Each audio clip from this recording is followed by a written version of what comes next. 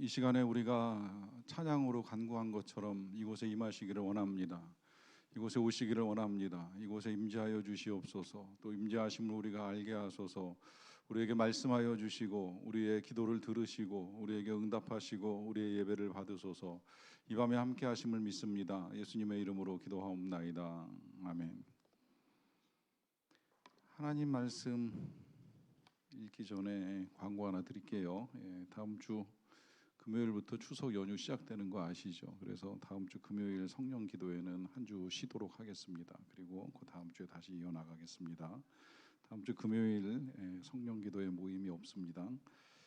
오늘 함께 나누실 하나님 말씀은 사무엘하 19장 31절부터 43절까지 말씀입니다. 사무엘하 19장 31절부터 43절까지 말씀입니다.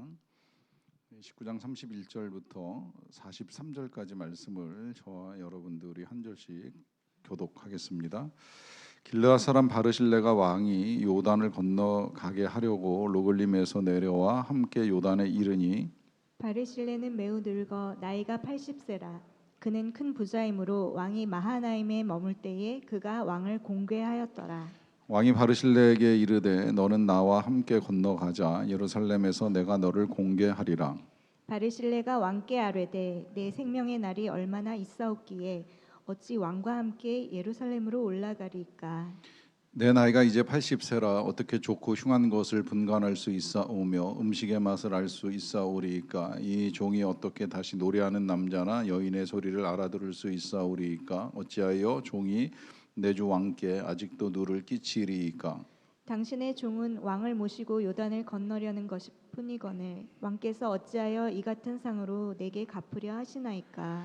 청하건대 당신의 종을 돌려보내옵소서. 내가 내 고향 부모의 묘 곁에서 죽으려 하나이다. 그러나 왕의 종 기맘이 여기 있사오니 청하건대 그가 내 주 왕과 함께 건너가게 하시옵고 왕의 처분대로 그에게 베푸소서 하니라.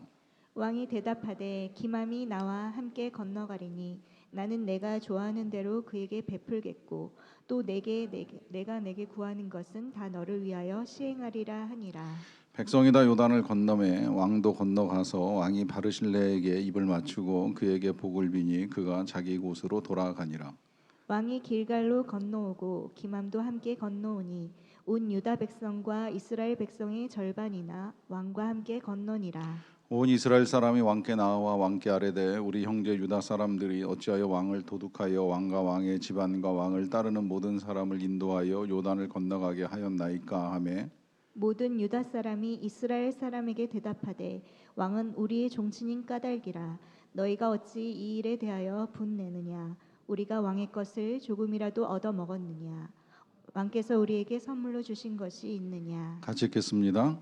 이스라엘 사람이 유다 사람에게 대답하여 이르되 우리는 왕에 대하여 열 몫을 가졌으니 다윗에게 대하여 너희보다 더욱 관계가 있거늘 너희가 어찌 우리를 멸시하여 우리 왕을 모셔오는 일에 먼저 우리와 의논하지 아니하였느냐 하나 유다 사람의 말이 이스라엘 사람의 말보다 더 강경하였더라. 아멘. 지난주에 다녀가셨던 정성욱 선교사님을 과거에도 보셨던 분들이 계실 것이고요. 아마 처음 보신 분도 계실 수 있다고 생각을 하는데 그 가운데도 또 그 옆에 계신 사모님을 처음 보신 분들도 계실 수 있다고 생각을 합니다. 이 정성욱 선교사님 지난주에 같이 오신 사모님은 이제 원래 선교를 나가실 때 같이 나가셨던 사모님이 아닙니다.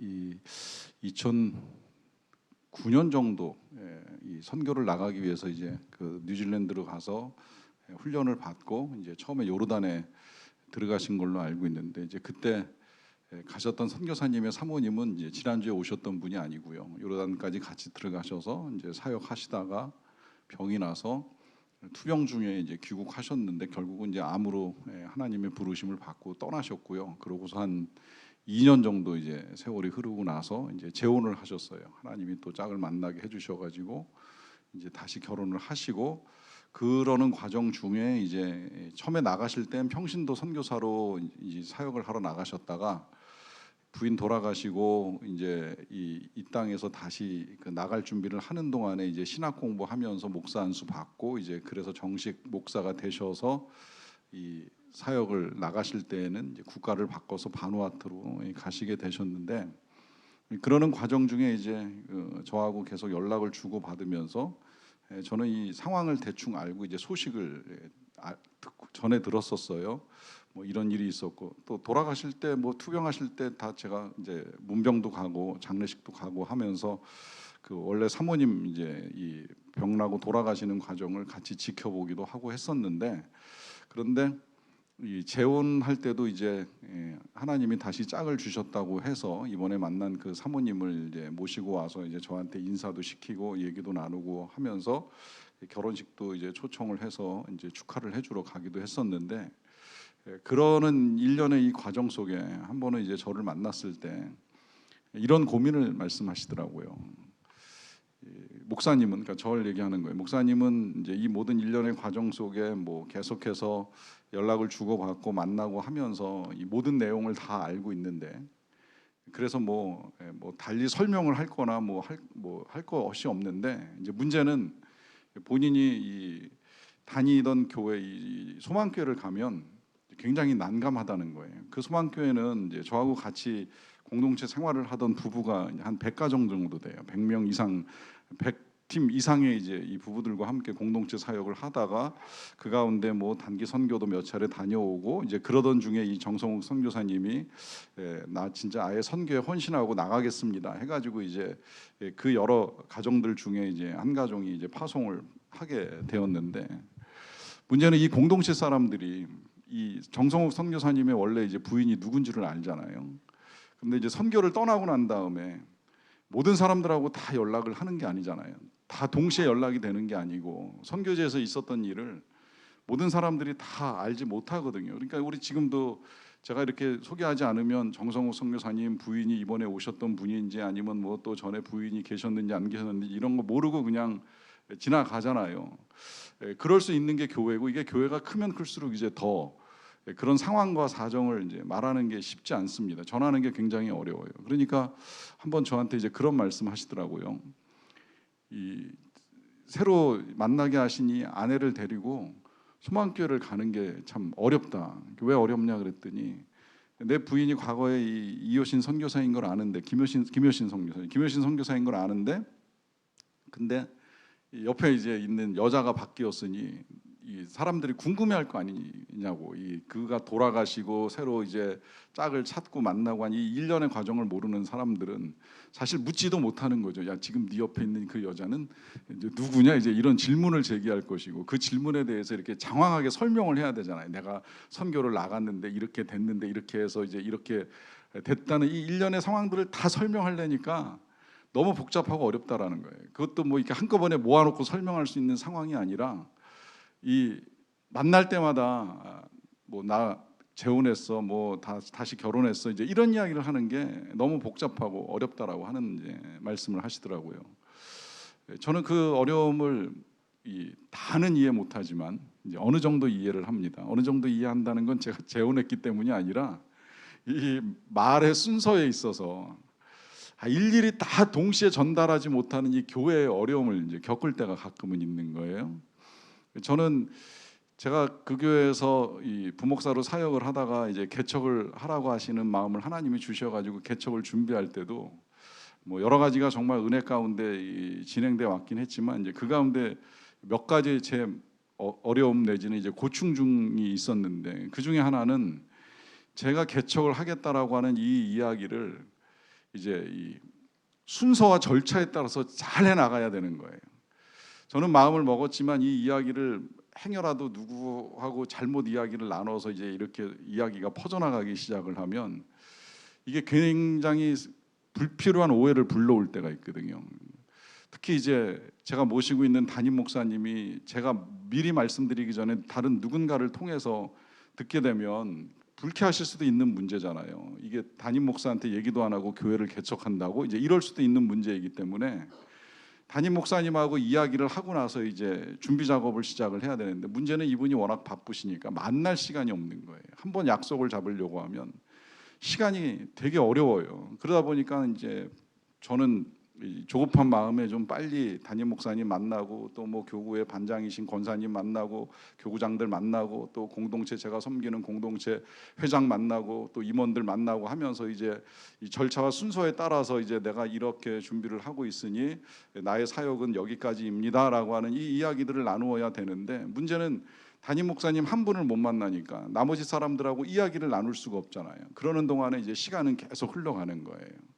그럼에도 불구하고 이제 기다리면서 이 절차들을 처리해 나가는 거, 그러면서 이야기가 퍼지지 않으면 나중에 이제 생겨나는 부작용이 있죠. 그 생겨나는 부작용 가운데 이제 이런 거 있습니다.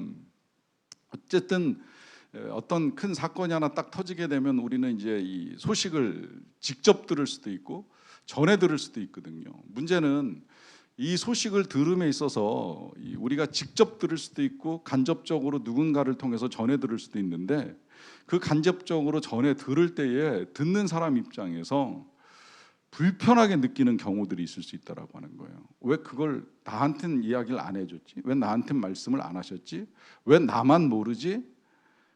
왜 나를 빼놨지? 이제 이런 식의 생각을 하는 사람들이 생겨날 수 있다라고 하는 거죠. 또 이런 고충도 한 가지 있었어요.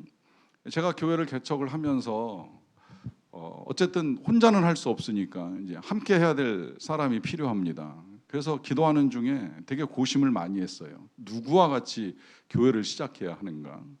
이 고민을 할 때도 참 조심스러워요. 이제 누구한테 이야기를 꺼내 가지고 제가 교회를 개척하려고 하니 와서 좀 도와주십시오라고 하는 말씀을 드리는 것이, 저는 이제 기도하고 준비하고 말씀을 드리는데 이걸 이제 응낙하시는 분도 있고 거절하시는 분도 있고, 그러는 과정 중에 이제 누구 같이 목사님하고 교회를 개척한대 하는 이야기가 이렇게 이제 퍼져나가기 시작을 하면 그 가운데 왜 나는 안 부르신데 이제 이런 말씀을 하는 분도 계시고요. 또 거꾸로 제가 먼저 말씀도 안 꺼냈는데 제가 가서 도와드릴까요? 이제 이런 말씀을 해주시는 분도 계시더라라고 하는 거예요. 이런 관계들에 대한 이제 경험을 하면서 이 사람 사이에 주고받는 대화들, 어떤 사건을 우리가 경험할 때에 그 사건 속에서 내가 어떤 존재로 위치하고 자리매김했느냐라고 하는 것을 어떻게 받아들이느냐 하는 문제가 굉장히 이제 중요할 수도 있겠구나라고 하는 생각이 들었어요.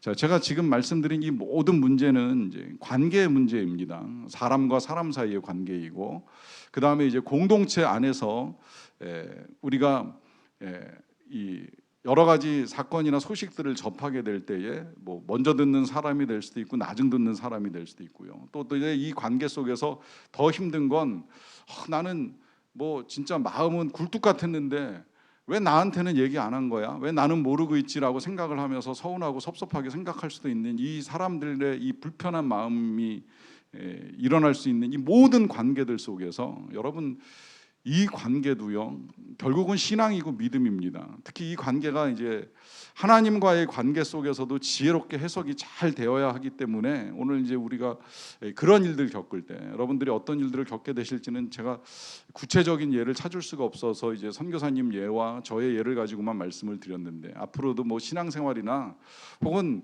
가정에서도 마찬가지고요. 특히 이제 일가 친척들의 여러 가지 사건들을 접할 때, 또 회사에서 직원들을 대할 때 혹은 동료들과 같이 일해 나갈 때에 왜 이 사건이 이렇게 처리가 되어야 되지? 왜 내가 소외된 것 같지? 왜 내가 배제된 것 같지? 하는 이런 이제 일들을 경험하게 될 때에 어찌 하는 것이 좋을까라고 하는 것을 오늘 말씀 속에서 함께 좀 답을 찾아나가 봤으면 좋겠어요. 자, 사건은 이제 한 달 전에 들었던 말씀에서 연결이 되는 건데 상황은 계속 똑같아요.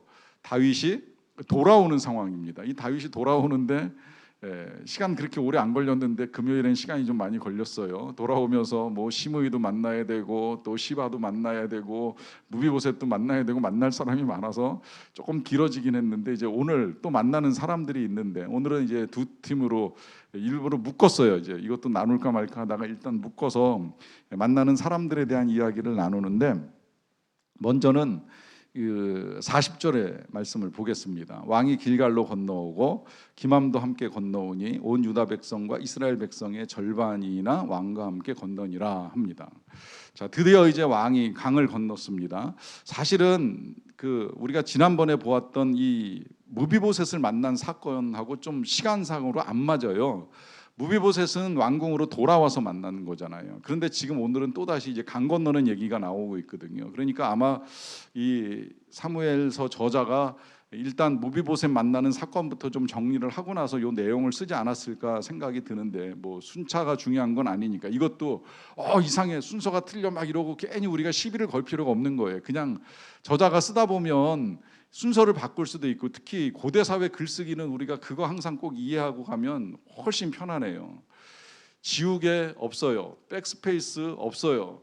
한번 치면 그냥 끝이에요. 이 먹으로 펜 들고 가죽 양피지에다가 써내려가는데 아차, 이 사건 빼놨다고 해가지고 이거 막 지우고 백스페이스 쳐가지고 되돌아갈 수가 없는 거예요. 그러니까 쓰던 중에 생각나면 그 사건 쓰고 나서 생각난 그 사건을 쓸 수밖에 없는 거예요. 그렇죠? 그러니까 무비보셋 이야기를 쓰고 나서 보니까 아차, 바르실레 빼먹었네. 바르실레 빼먹고 나니까 또 이스라엘 백성들 이야기 빼먹었네 해가지고 다시 강 저쪽 편에 있던 이야기 하고 나서 돌아와가지고 이제 이야기가 계속 전개되는 경우들이 종종 있어요. 성경 읽어 나가다 보면 앞뒤 순서 안 맞으면 그렇게 이해하시면 되는 거예요. 사도 바울조차도 편지 쓰다가 내가 세례 준 사람이 없어 그러고 나서 써내려가다가 생각해 보니까 몇 사람 있었네 그러고 이제 이름 쭉 써내려가는 경우도 있어요. 지울 수가 없으니까 그러는 거예요. 이제 그렇기 때문에 순서는 좀 바뀔 수 있다라고 하는 거 굳이 따질 필요는 없고요. 이런 순서로 일단 보게 되면 왕이 이 길갈로 건너오는데 이제 유다 백성과 이스라엘 백성들 절반이 왕과 함께 다 건너왔어요. 문제는 건너오고 난 다음에 그 다음입니다. 이 41절, 온 이스라엘 사람이 왕께 나와 왕께 아뢰되 우리 형제 유다 사람들이 어째 왕을 도둑하여 왕과 왕의 집안이 왕을 따르는 모든 사람을 인도하여 요단을 건너가게 하였나이까 합니다. 보시면 지금 이제 이스라엘 사람들, 뭐 전체는 아니겠지만 이스라엘을 대표하는 사람들이 나오다 보니까 이제 온 이스라엘 사람들이 왕께 나왔다고 이제 이야기를 하는 것이겠고요. 나와서 아뢰는 내용이 뭐냐면 이 유다 사람들이 왕을 도둑질해가지고 왕과 왕을 따르는 이 모든 집안 사람들을 데리고 요단을 건너가겠다는 거예요. 그러니까 이 이야기는 지난번에 압살롬이 반역을 일으킬 때에 이 유다 사람들만이 협잡해가지고 이 왕을 이끌고 요단강을 건너가게 했다라고 하는 것이죠. 그러면서 이건 뭔가 잘못된 거다, 이제 이렇게 시비를 거는 겁니다. 왜 그럴까요? 이 사람들 입장에서는 우리도 왕을 도울 수 있었는데 왜 우리가 왕을 도울 기회를 안 줬느냐라고 하는 이야기를 하는 거예요. 또 거꾸로 이게 지금 요단을 건넌다라고 하는 이 표현을 뒤집으면 왕이 요단강을 건너갔다가 되돌아오는 이것 또한 우리가 해야 될 일이라고 생각을 하는데, 지금 유다 사람들이 왕을 모시고 이렇게 건너오는 바람에 우리가 왕을 모실 기회를 갖지 못했다라고 이야기를 하는 것입니다. 그런데 그 이야기를 할 수는 있어요. 기왕이면 이렇게 말하면 이제 좋죠. 기왕이면 우리랑 같이 가지, 왜 너네들만 왕을 모시고 갔냐, 우리가 같이 갔으면 훨씬 더 군사력도 세지고 힘도 세고 좀 더 든든하고 안정적이지 않았겠느냐, 이제 이렇게 말할 수도 있는 거거든요. 그런데 여러분 이 표현 잘 보세요. 뭐라고 이야기해요? 왕을 도둑하였다 그래요. 도둑했다. 니네가 왕을 도둑질해 간 거 아니냐, 너희 유다 지파 사람들만 지금 왕을 훔쳐가지고 간 거 아니겠느냐. 이 도둑이라는 표현 자체가 뭐예요? 상대방을 나쁜 놈으로 만드는 표현이 되는 거예요. 여기서부터 이제 분열이 싹트기 시작을 하는 거예요. 지금 이 사건은 이 성경에는 해석이 덧붙여져 있지 아니한데 많은 주석가들이 이 남유다와 북이스라엘의 분열 조짐이 여기서부터 시작되는 걸로 이제 이렇게 보통 평가를 합니다. 왜 근데 그 분열이 시작이 될까요? 바로 이 말 한마디, 기왕이면 우리랑 같이 가지, 이 정도면 괜찮잖아요. 표현 좋지 않습니까? 근데 너네가 왕을 도둑질해 갔잖아 하는 순간에 너네는 도둑, 나쁜 사람 이렇게 단정 지어버리니까 듣는 사람도 기분 나쁘고, 이제 말하는 사람 안에는 벌써 미움이 있으니까 이제 이런 말이 나오는 거예요. 그런 가운데서 이 공동체 하나됨, 연합을 유지한다라고 하는 게 굉장히 어려운 거죠. 그러니까 이런 일 겪을 때에 참 말을 조심해야 되는데 이런 말부터 이제 벌써 큰 어려움을 조성을 합니다. 그러는 가운데 이제 유다 사람들이 대답하는 내용이 42절이에요. 보세요. 모든 유다 사람이 이스라엘 사람에게 대답하되 왕은 우리의 종친인 까닭이랑 너희가 어찌 이 일에 대하여 우리에게 분내느냐? 우리가 왕의 것을 조금이라도 얻어 먹었느냐? 왕께서 우리에게 선물로 주신 것이 있느냐? 이 유다 사람들이 듣기에도 좀 이해가 안 가는 거예요. 우리가 왕을 모신 건 일단 종친 한 집안 사람이라고 하는 것이죠. 그러니까 왕을 모실 수밖에 없었다. 급하게 왕을 모시고 갔다는 의미를 지금 하는 거예요. 그러면서 왜 화를 내고 있느냐? 이 일에 화를 낼 만한 일이냐? 우리가 여기 그 뒤에 나오는 내용은 이런 거죠. 우리가 왕의 것을 조금이라도 얻어먹은 적이 있느냐 하는 말은 우리가 왕한테서 무슨 유익을 얻은 게 있느냐, 아니면 왕이 우리한테 선물을 주는 일이 있느냐, 우리 어떤 개인적인 이득이나 유익을 취하기 위해서 지금 이런 일을 한 것이 아니다. 우리가 너네들을 배제하고 우리들만의 이익을 얻기 위해서 이런 일들을 한 것이 아니다라고 하는 사실을 분명하게 밝힙니다.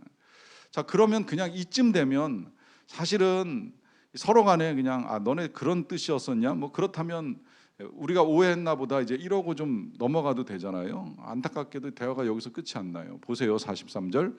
이스라엘 사람이 유다 사람에게 대답하여 이르되 우리는 왕에 대하여 열 몫을 가졌으니 다윗에게 대하여 너희보다 더욱 관계가 있거늘 너희가 어찌 우리를 멸시하여 우리 왕을 모셔오는 일에 먼저 우리와 의논하지 아니하였느냐 합니다. 여러분, 이 말씀 속에 지금 우리가 열 몫을 가졌다는 건 유다 지파는 하나고 나머지가 11, 10 이 정도 되지 않느냐라고 하는 거예요. 그러니까 우리에게도 열 몫을 줬어야 되는데 너희 혼자서 다 가져가 버린 거 아니냐, 너희 혼끼리 그냥 왕 다 차지해 가 버린 거 아니냐라고 하면서 자신들에게 기회를 주지 않은 것에 대한 섭섭함을 표현하는데, 여기에 이제 또 아주 참 안타까운 표현이 하나가 나오죠. 너희가 어찌 우리를 멸시하여 우리 왕을 모셔오는 일에 먼저 우리와 의논하지 아니하였느냐. 여러분, 진짜 유다 지파가 남은 10지파를 멸시하고 싶었을까요? 절대 그렇지 않죠. 우리끼리 가야 돼, 저 인간들하고는 같이 갈 필요가 없어라고 생각하면서 유다 지파가 자기네들끼리 다윗 왕을 모시고 갔을 리는 없어요. 그런데 지금 이 지파가 보이는 반응은 뭐예요? 내가 몰랐다고, 내가 못 들었다고, 내가 함께하지 아니하였다고, 왜 나를 멸시하느냐, 왜 우리를 멸시하느냐. 상대방의 의도와는 상관없이 스스로 그냥 그렇게 해석을 내버리고 마는 거예요. 저는 이런 해석이 우리 안에 좀 일어나지 않았으면 좋겠어요. 그 해석 잘해야 돼요. 여러분, 특히 이 나이 들어가면서 그런 일 많이 겪을 수 있어요. 집안에서도 겪을 수 있어요. 저는 실제로 그 교회 이렇게 하루 종일 나와 있으면 가끔 집에서 제 집사람하고 딸들이 이렇게 모여서 밥을 먹을 수도 있어요. 어쨌든 세 사람은 나보다는 시간이 많을 때가 있으니까. 그러면 이제 셋이서 뭐 점심 먹다가 이런 얘기 저런 얘기 나눌 수 있잖아요. 그러다 보면 그 안에서 이제 결정되는 이야기도 있고 제가 모르는 이야기도 있을 수 있어요. 자, 그 모르는 이야기가 있을 때 나중에 다 알고 있는데 저만 모른다고 생각을 해보세요. 만약에 그런 상황에서 제가 가가지고 그 이야기를 이제 이렇게 하기로 했어 그랬는데 이 여자들 셋이 나를 멸시하고 자기들끼리 결정을 했네. 여러분, 이게 가정의 평화를 불러오겠습니까? 제가 존중을 받겠습니까? 이 가족들이 그렇게 대응하면 나를 사랑하겠습니까? 절대 힘든 일이지요. 살다 보면 내가 미처 못 듣는 이야기도 있을 수 있는 거고 내가 미처 함께하지 못할 수 있는 상황도 있는 거예요. 이걸 불편하게 생각할 필요가 없는 거예요. 어떻게 하다 보니까 상황이 그들로 하여금 그렇게 먼저 이야기하게 되어 버렸나 보다. 여기 지금 이스라엘 백성들 같으면 유다 지파가 급하니까 가까운 데 있었으니까 그들끼리 먼저 왕을 안전하게 모시는데 힘을 썼나 보다, 이렇게 생각하면 되는 거거든요. 여기서 초점은 뭔지 아세요? 여기서 초점은 이 왕이 안전했다라고 하는 데 있는 거예요. 어찌되었건 누가 모셨건 이 왕을 안전하게 건너갈 수 있게 힘쓴 사람이 있다는 그 사실 하나에 감사할 수만 있으면 되는 거예요. 거꾸로 돌아올 때도 역시 마찬가지예요. 만약에 돌아오는 길에 유다 지파만 이 왕을 모시고 오는데 힘썼다, 그리고 나머지 10지파들을 배제했다라고 한다면 이거 섭섭해할 일 아니에요. 서운해할 일 아니라 왕이 안전하게 귀환하셨으면 됐지. 왕이 다시 예루살렘으로 복귀하셨으면 그걸로 충분하고 그걸로 행복한 거지, 내가 그 일에 공로를 세웠네 못 세웠네 따질 일이 없다라고 하는 거예요. 이런 거 가지고 섭섭해 할 필요가 없어요. 내가 그걸 몰랐다고 해서 서운해할 필요가 전혀 없는 거예요. 그저 좋은 일이 일어났으면 그 좋은 일의 결과를 놓고 감사하고 기뻐할 일이지, 내가 거기에 아무 공로를 세우지 못한 거에 대해서 마음 불편하게 생각할 이유가 하나도 없다라고 하는 것입니다. 자, 이런 대화가 오고 가는 상황에서 좀 상반된 모습 보여주는 한 사람 오늘 더 볼 텐데요. 바르실레라고 하는 사람입니다. 이 길르앗 사람 바르실레가 소개될 때에 이제 왕이 요단을 건너가려고 할 때에 이 로글림에서 내려와 가지고 이제 왕과 함께 요단강 나루터게까지 이뤘던 사람이에요. 32절에 이렇게 소개가 되어 있습니다. 바르실레는 매우 늙어 나이가 80세라 그는 큰 부자이므로 왕이 마하나임에 머물 때에 그가 왕을 공개하였더라 합니다. 여러분, 이 바르실레가 마하나임에서 다윗 왕을 어떻게 공개했는지 기억하시죠? 우리가 이거 한번 보고 넘어왔어요. 이 다윗 왕이 어렵사리 왕궁을 떠나서 요단강을 건너서 이 암몬 땅에 들어갔을 때 뭘 가져갔겠어요? 먹기도 힘들었는데 이 바르실레가 가지고 나온 거 기억하시죠? 먹을 거는 뭐 진짜 말할 수 없이 많이 갖고 왔을 뿐만이 아니라 침상에 대야에 그릇까지 갖고 왔다고 그랬잖아요.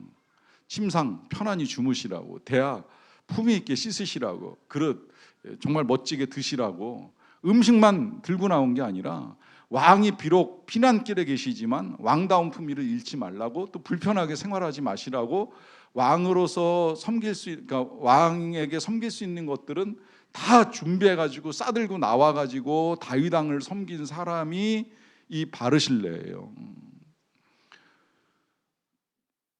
어떻게 보면 정말 대단한 사람이에요. 왜냐하면 그게 그냥 부자라고 해서 할 수 있는 일은 아니었다는 생각이 드는 거예요. 왜냐, 지금 다윗 왕의 상황이 쫓겨가는 상황이었잖아요. 도망가는 상황이에요. 자칫하고 이 다윗 왕이 실제로 압살롬의 군대에 의해서 죽임을 당하면 이렇게 지금 왕을 돕는 사람들은 어떻게 돼요? 왕을 돕는 사람들은 함께 숙청을 당하는 거죠. 감히 다윗 왕을 도와? 지금 압살롬이 왕이라고 선언하고 반역이 시작이 되었는데 다윗 왕을 도와? 그러니까 이 바르실레 입장에서는 목숨 걸고 다윗 왕을 돕다시피 한 거예요. 그러니까 이게 지금 부자여서만 가능한 일이 아니라 다윗 왕에 대한 신뢰, 존경, 우위가 있었기 때문에 이제 이게 가능한 일이거든요. 그러다 보니까 이제 이 사람이 이 왕이 다시 왕궁으로 복귀한다는 이 소식을 듣고 쫓아나왔어요. 왜 쫓아나왔을까요? 얼핏 보면 그가 이제 과거에 섬겼던 그 특별한 이 공로 때문에 뭔가 이렇게 되돌려받고 싶은 것이 있지 않을까 생각을 하는데 이제 전혀 그렇지 않다라고 하는 걸 이제 보게 됩니다. 먼저는 33절에 왕이 바르실레에게 이르되 너는 나와 함께 건너가자 예루살렘에서 내가 너를 공개하리라 합니다. 자, 여기서 이제 왕이 같이 가자고 요청을 하는 거예요. 왕 입장에서는 그럴 수밖에 없는 것이 이제 자기가 받은 은혜를 알잖아요. 처음에 피난살이 할 때 아까 말씀드린 그 풍성한 은혜를 받았으니까 이제는 가자, 같이 가자, 같이 가서 예루살렘에 이르면 내가 너를 공개하리라. 이 말은 이제 다윗 왕이 이 바르실레를 섬기겠다라고 하는 제안을 하는 겁니다. 이 제안이 다윗 왕 입장에서는 참 좋은 제안이라는 생각이 들어요. 그가 은혜를 잊지 않고 있는 거예요. 그가 받은 바 은혜를 기억하고 이제 자신에게도 갚을 수 있는 기회를 달라고 하는 요청을 하는 거죠. 자, 그런데 문제는 이제 이런 다윗 왕의 제안을 바르실레가 거절을 합니다. 거절을 하면서 이런 말을 해요. 35절인데요.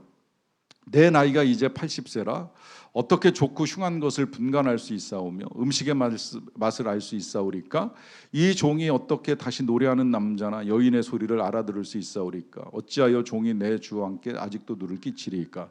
좀 길게 말씀하시기는 하셨는데 굉장히 중요한, 또 그러면서도 다양한 이 거절의 명분들을 가지고 이야기하는데, 첫 번째, 내가 이제 나이가 너무 많습니다. 80세, 이게 벌써 성경에 2번 반복해서 나왔어요. 이 바르실레 나이 많은 사람이다. 이 나이 많은 사람이 그보다도 젊었던 다윗 왕을 섬긴 것도 참 귀한 일이고, 그렇게 섬기는 가운데 이제 같이 가자고 하니까 거절할 때 또다시 나이를 드는데, 좋고 흉한 것을 분간할 수 있사오며라고 말하는 이유는요, 이 다윗 왕이 이 나이 많은 바르실레를 모셔가는 이유 중에는 어르신으로부터 지혜를 구하는 거예요. 그러니까 이 과거에는 왕의 자문 중에는 항상 나이 든 사람들이 한 몇 명씩 같이 있잖아요. 나중에 솔로몬 말고 그 뒤에 이제 르호보암이 왕이 됐을 때도 이 아버지를 섬겼던 이제 노인 대신들과 또 젊은 친구 대신들하고 이렇게 좀 나뉘는 걸 볼 수가 있는데, 이 바르실레가 가면 이제 노인 자문역을 하겠죠. 근데 바르실레는 이야기하는 거예요. 내가 80인데 이제는 내 지력이 딸려서 좋고 나쁜 거 분별 못한다. 왕을 자문하는데 큰 도움을 못 줄 수도 있다. 지금 그런 이야기를 하는 거예요. 거기다가 뭐 왕이 맛있는 음식 주신다고 한들 그거 입맛 이 나이에 뭐 얼마나 먹을 수가 있겠느냐. 또 뭐 노래하는 소리, 뭐 남자의 소리, 여자의 소리, 좋은 이야기 들어도 귀도 어둡고 분별력도 떨어지니까 내가 가는 거 왕에게 누만 된다. 괜히 왕을 도와드리지도 못하고 병나고 아프고 골골거리다가 몸져 누우면 왕에게 걱정거리만 될 것이다 라고 하면서 여러 이유를 대고 정중하게 거절을 합니다. 참 멋지지 않아요? 근데 이 사람 이렇게 거절하는 내용이 여기서만 끝나는 게 아니라요, 36절에 보면 이렇게도 이야기를 해요. 당신의 종은 왕을 모시고 요단을 건너려는 것뿐이거늘 왕께서 어찌하여 이 같은 상으로 내게 갚으려 하시나이까 라고 합니다. 당신의 종은 왕을 모시고 요단을 건너려는 것뿐이오늘 왕께서 어찌하여 이 같은 상으로 내게 갚으려 합니까 하는 이 말씀, 그야말로 바르실레는 순수하게 왕이 건너왔을 때는 힘든 거 알고 섬기어드리고, 다시 건너가실 때 이제 따라갈 수 없으니 마지막 배웅 인사 이제 하려고 나온 거라는 말씀을 드리는 거예요. 다른 뜻이 없다는 거예요. 물론 이제 그 뒤에 있는 내용 보면 뭐 이것 때문인가 하는 의문은 좀 들 수는 있어요. 왜냐하면 그냥 이제 이 바르실레는 나를 돌려보내 달라 요청을 하면서 뭐 고향 땅에서 부모의 목 곁에서 죽겠습니다라고 하는데, 그런데 한 사람 소개를 합니다. 여기 이제 왕의 종 기맘이 여기 있사오니라고 하면서 이 친구만 이제 왕을 따라가게 해주시면 좋겠습니다라고 하는데, 이 기맘이 성이 성경에 유일하게 나오는 김씨인 줄 알았더니 아니더라고요. 김씨가 아니라 나중에 이것도 이제 해석자들에 의하면 바르실레의 아들로 이제 봐요. 성경에 김씨는 이 사람 한 분뿐이에요. 이 씨는 좀 많이 나와요. 뭐 이사야부터 시작해서 이스마엘, 이스라엘 뭐 등등, 이세벨, 다 이 씨인데, 이 사람 김씨가 아니라 보니까 바르실레의 아들이에요. 자, 이 바르실레 아들을 이제 보냈으면 좋겠다 이제 이런 이제 요청을 해가지고 다윗 왕이 수락을 하기는 해요. 그런데 저는 뭐 이 둘 사이에 얼마든지 이런 정도의 이제 주고받음은 있을 수 있다라고 생각은 하는데, 저는 그래서 이 부분은 크게 주목을 하지는 않았어요. 다만 지금 얼마든지 정말 자신이 지금까지 해왔던 것에 비하면 왕에게 많은 것을 요구할 수도 있고 말할 수도 있고 드러낼 수도 있는 이 사람이 아주 쿨하게 저는 여기까지입니다. 혹 필요하다면 이 사람 기맘이라고 하는 사람 한 사람 그냥 데려가시는 것만 하십시오. 나중에 이 다윗 왕이 이 기맘을 데리고 가서도요, 괜히 왕궁 안에 들여놓으면 또 여러 가지 복잡한 일이 있을 수도 있으니까 베들레헴의 자리를 잡게 만들어줘요. 이 베들레헴은 다윗 왕의 고향이잖아요. 그러니까 베들레헴에 있는 자기 땅을 이제 가지고 살게 해주는 거예요. 어떻게 보면 다윗도 굉장히 이제 지혜롭게 처신을 한 거죠. 잘못했다가 또 괜히 여러 가지 복잡한 정치적 문제에 휘말릴 수도 있으니까 아예 이제 이 기맘을 다윗과 좀 거리를 두고 이제 살 수 있도록 도와줍니다. 중요한 건 이렇게 이제 왕과 헤어지는 과정 중에 마지막 39절입니다. 백성이 다 요단을 건너매 왕도 건너가서 왕이 바르실레에게 입을 맞추고 그에게 복을 비니 그가 자기 곳으로 돌아갑니다. 자, 여기까지가 이제 이 바르실레가 다윗 왕과의 관계 속에서 보여주었던 태도라고 할 수 있습니다.